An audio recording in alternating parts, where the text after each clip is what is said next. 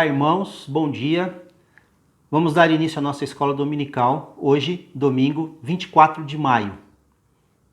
Vamos buscar a presença do Senhor? Obrigado, Pai, pelo dia, pela vida. Obrigado, Senhor Deus, pela liberdade de estudar a Tua palavra. Rogamos, ó Deus, que pela iluminação e direção do Teu Espírito Santo, tenhamos um período, Senhor Deus, onde as nossas vidas sejam fortalecidas pela Tua palavra, que é viva e eficaz. Louvamos o Teu nome por isso, oramos em nome de Cristo Jesus. Amém. Como anunciamos na semana passada, vamos dar início ao estudo sobre a segunda vinda de Cristo Jesus, algo muito polêmico. Postei uma pesquisa e os irmãos responderam, não só os irmãos, outras pessoas responderam essa pesquisa, e agora nós vamos ver o resultado dessa pesquisa. Ficou assim: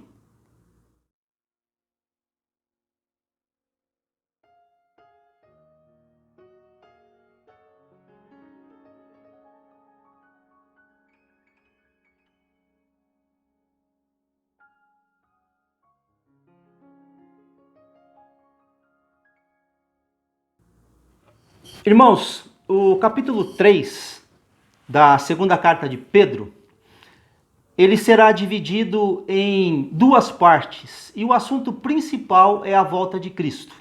A primeira parte que nós vamos estudar hoje são os versículos 1 a 9, 2 Pedro 3, 1 a 9. E a segunda parte, 2 Pedro 3, 10 a 18. Aí estão os slides com os temas desses dois estudos.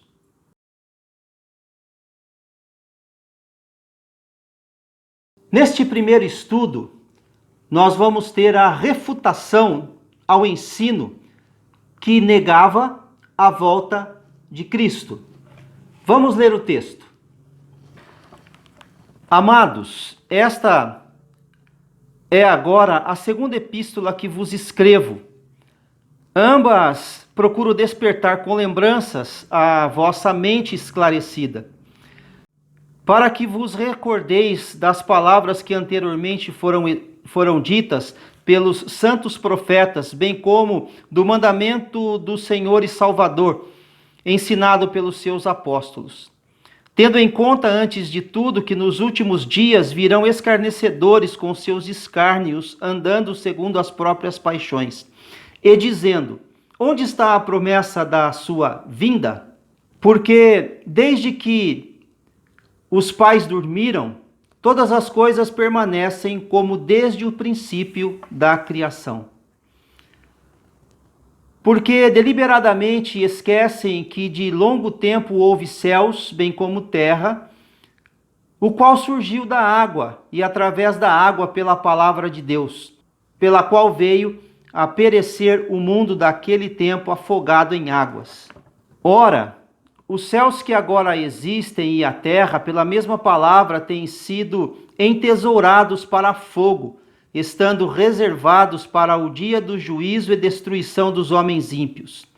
Há, todavia, uma coisa, amados, que não deveis esquecer, que para o Senhor um dia é como 1000 anos, e 1000 anos como um dia. Não retarda o Senhor a sua promessa, como alguns a julgam demorada. Pelo contrário, ele é longânimo para convosco, não querendo que nenhum pereça, senão que todos cheguem ao arrependimento. Os falsos mestres da época de Pedro, eles estavam negando a volta de Cristo Jesus. Eles ensinavam que não haveria nenhum retorno de Cristo. Estavam colocando em dúvida a promessa recebida através dos anjos quando da ascensão de Cristo Jesus. Isso está registrado em Atos 1:11. Nos versículos 1 a 4 deste capítulo que estamos estudando, há a apresentação do argumento que os falsos mestres usavam para negar a volta de Cristo. Antes de apresentar esses argumentos, vamos ver a introdução que Pedro faz para aí então desembocar no assunto da negação da volta de Cristo e dar a sua opinião refutando essa doutrina. Fazendo a introdução, Pedro lembra que ele já escreveu à igreja e chama a igreja nesse capítulo de amados. Relembra o propósito das suas duas cartas. A primeira e a segunda carta foram escritas com o propósito de relembrar, de trazer à lembrança, fazer com que as pessoas estivessem sendo novamente colocadas diante daquilo que era a realidade da palavra de Deus, a volta de Cristo. Na primeira carta, enviada aos forasteiros da dispersão, que viviam nas regiões do Ponto, Galácia, Ásia, Capadócia e Bitínia, ele diz que a escrevia para cingir o vosso entendimento. A expressão que está na carta lá é cingindo o vosso entendimento. Na segunda carta ele diz, trazer-vos lembrados. E aqui, neste capítulo, ele diz, despertar a vossa lembrança, ou melhor, a vossa mente esclarecida. Essa última expressão, mente esclarecida, sugere que os crentes continuavam a crer na segunda vinda de Cristo Jesus.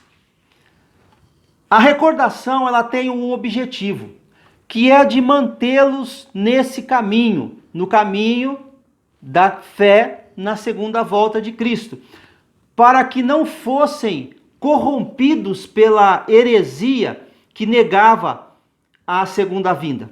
Por isso deviam recordar as palavras dos santos profetas, bem como o mandamento do Senhor e Salvador, que era ensinado pelos apóstolos. Qual o caminho que os falsos mestres pegaram para negar a volta de Cristo? Primeiro foi o caminho do escárnio. No versículo 3, nós temos assim: tendo em conta, antes de tudo, que nos últimos dias virão escarnecedores com seus escárnios. Primeira parte do versículo. Vamos deixar o finalzinho do versículo para o segundo comentário. A tentativa dos falsos mestres era a de intimidar o povo de Deus através do escárnio, através da zombaria. O objetivo era ridicularizar. A volta de Cristo era alvo de zombaria. A fé na volta de Cristo, algo forte na vida da igreja primitiva, era o ponto que estava sendo colocado como escárnio, ou seja, era o ponto da zombaria. Para a igreja primitiva, a volta de Cristo aconteceria logo. Era algo que era assim iminente, algo para já, para agora. Vejam o que o apóstolo Paulo registra em 1 Tessalonicenses 5, 1 a 3. Irmãos, relativamente aos tempos e às épocas, não há necessidade de que eu vos escreva, pois vós mesmos estáis inteirados com precisão de que o dia do Senhor vem como ladrão da noite. Quando andarem dizendo paz e segurança, eis que lhes sobrevirá repentina destruição, como vêm as dores de parto àquela que está para dar à luz, e de nenhum modo escaparão. Como isso não aconteceu, como o tempo passou, alguns cristãos estavam duvidando desse fato. E para essas pessoas, Pedro faz a exortação. Os cristãos temiam que a esperança que eles tinham não se realizasse ou não se cumprisse. E aproveitando dessa situação, os falsos mestres, eles lançaram suas falsas doutrinas, plantando então a semente da dúvida através da ridicularização.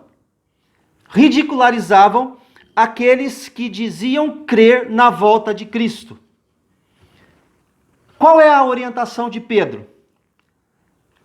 A presença de escarnecedores com seus escárnios, essa atividade não deveria ser surpresa para a igreja, como não deve ser surpresa para nós, porque eles apareceriam. O texto diz: nos últimos dias aparecerão os escarnecedores com os seus escárnios. Se você puder, ainda faça a leitura em Atos capítulo 20, versículos 29 a 31, e ainda em 2 Timóteo 4, de 1 a 3. Os escarnecedores atuam nos últimos dias. Essa expressão a gente precisa compreender. Os últimos dias refere-se ao período de tempo que começa a partir da assunção de Cristo Jesus.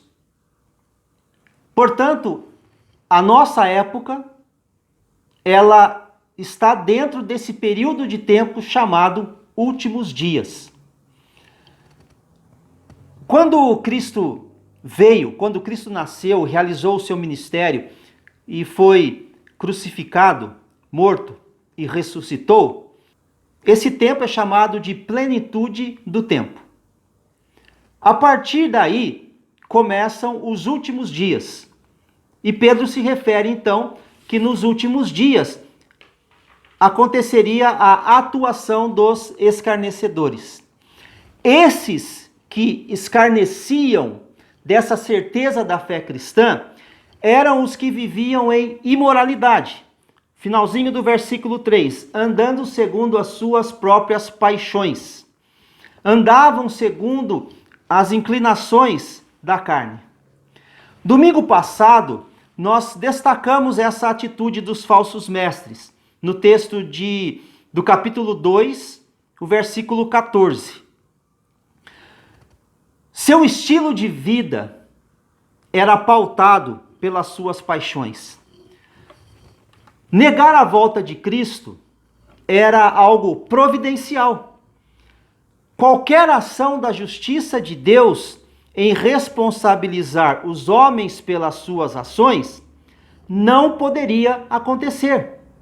Portanto, Cristo não retornará, e se Cristo não retorna, não seremos punidos. E aí podemos então continuar fazendo as mesmas coisas ou as coisas contrárias à vontade de Deus. Aqueles que esperam o retorno de Cristo, eles vivem uma vida de santidade. Procuram viver uma vida de santidade, pois estão certos que cada um de nós dará contas de si mesmo a Deus. Aí surge então o argumento. Tudo continua como dantes, no versículo 4.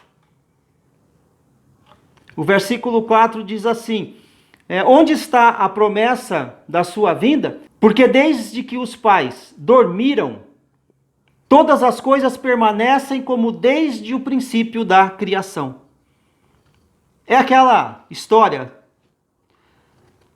tudo como dantes no quartel de Abrantes. Nada mudou. Nada vai mudar.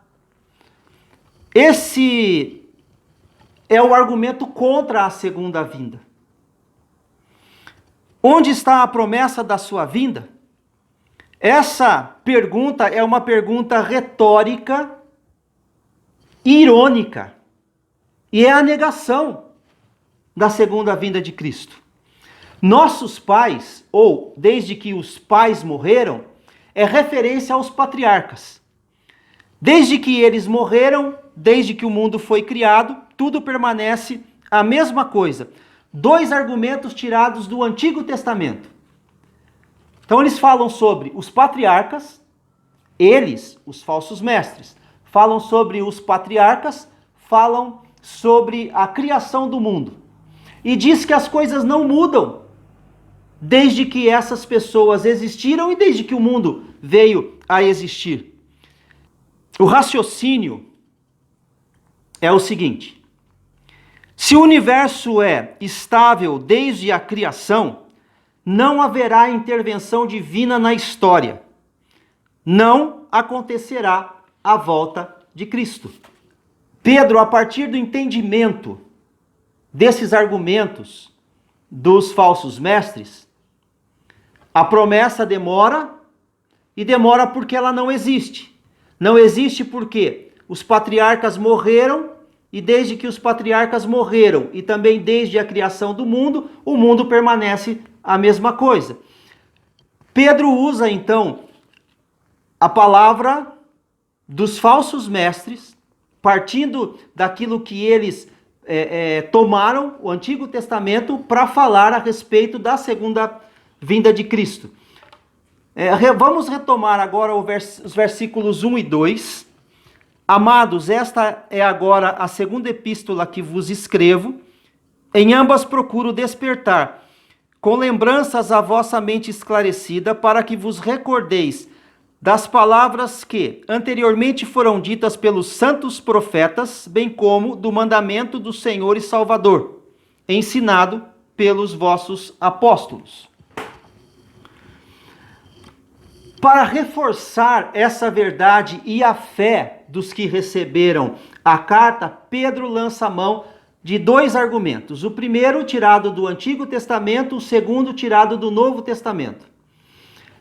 O tirado do Antigo Testamento está na palavra, ou na expressão, palavras que os santos profetas ensinaram. Ao longo do Antigo Testamento, os profetas ensinaram o julgamento escatológico de Deus. Nós temos isso em Isaías 66:15, nós temos isso em Malaquias 4, de 1 a 3. Essa ideia do julgamento de Deus, ela vem do Antigo Testamento, da ação escatológica de Deus, da presença do reino de Deus. E esse reino de Deus é o reino que traz uma ação julgadora de Deus. No Novo Testamento, Pedro usa a expressão mandamentos do Senhor e Salvador, ensinados pelos seus apóstolos, ou por vossos apóstolos, como está no texto. Vejam esse quadro. O Novo Testamento tem 27 livros. Dos 27 livros, em 23 livros nós encontramos referência à volta de Cristo. O Novo Testamento possui 206 capítulos. Nesses capítulos, 300 vezes os escritores se referem à volta de Cristo. É uma promessa de Cristo. De Mateus a Apocalipse, o tema ele é reiterado. Com isso, Pedro refuta os falsos mestres, fortalece a fé na segunda vinda de Cristo, que é certa e indiscutível. E ainda Pedro vai lançar mão da história citada pelos falsos mestres para falar a respeito dessa ação de Deus. E ainda Pedro diz assim, que os falsos mestres, eles deliberadamente esqueceram, ignoraram as evidências históricas. Primeira evidência histórica, os versículos 5 a 7. Porque deliberadamente esqueceram que de longo tempo houve céus, bem como terra, a qual surgiu da água e através da água pela palavra de Deus, pela qual veio a perecer o mundo daquele tempo afogado em água. Ora, os céus que agora existem e a terra, pela mesma palavra, têm sido entesourados para fogo, estando reservados para o dia do juízo e destruição dos homens ímpios. A criação. A criação ganhou vida pela palavra de Deus. Deus criou sem matéria pré-existente. Isso o Pedro usa para mostrar que Deus é seu criador, bem como o juiz do seu mundo. Para mostrar essa ação de Deus que criou e que também julga, Pedro traz à lembrança o dilúvio. Os versículos 6 e 7 falam sobre o dilúvio, é referência ao dilúvio. Os falsos mestres esqueceram esse juízo de Deus, esqueceram que o juízo de Deus já viera sobre o mundo, a era de Adão até Noé. Aqui Pedro mostra que o juízo de Deus já aconteceu uma vez. E no versículo 7 ele usa a expressão pela mesma palavra que criou o mundo do nada, haverá o juízo sobre o mundo. Como houve um juízo no passado, o dilúvio, haverá um juízo no futuro. E o texto diz, eles estão entesourados, ou seja, a terra, os céus e a terra estão entesourados para fogo, reservados para o dia do juízo e destruição dos ímpios. Precisamos entender que destruição dos ímpios não significa aniquilação. O corpo é destruído, a alma do ímpio, esta destinada ao sofrimento eterno.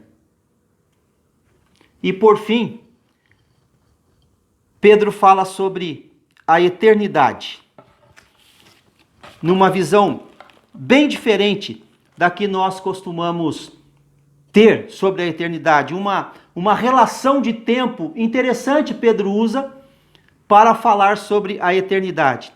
Há todavia uma coisa, amados, que não deveis esquecer, que para o Senhor um dia é como 1000 anos e 1000 anos como um dia. Isso é referência sobre a eternidade. Deus é Senhor do tempo. Tudo está dentro do tempo certo. Se havia um questionamento pela demora, Pedro ensina a visão sobre o tempo. 1 igual a 1000, 1000 igual a 1. O que pode parecer longo tempo para os cristãos, como 1000 anos, é efetivamente curto para Deus, como um dia. E por isso Pedro demonstra o caráter de Deus, seu propósito em fazer tudo no seu tempo, no tempo que ele determina.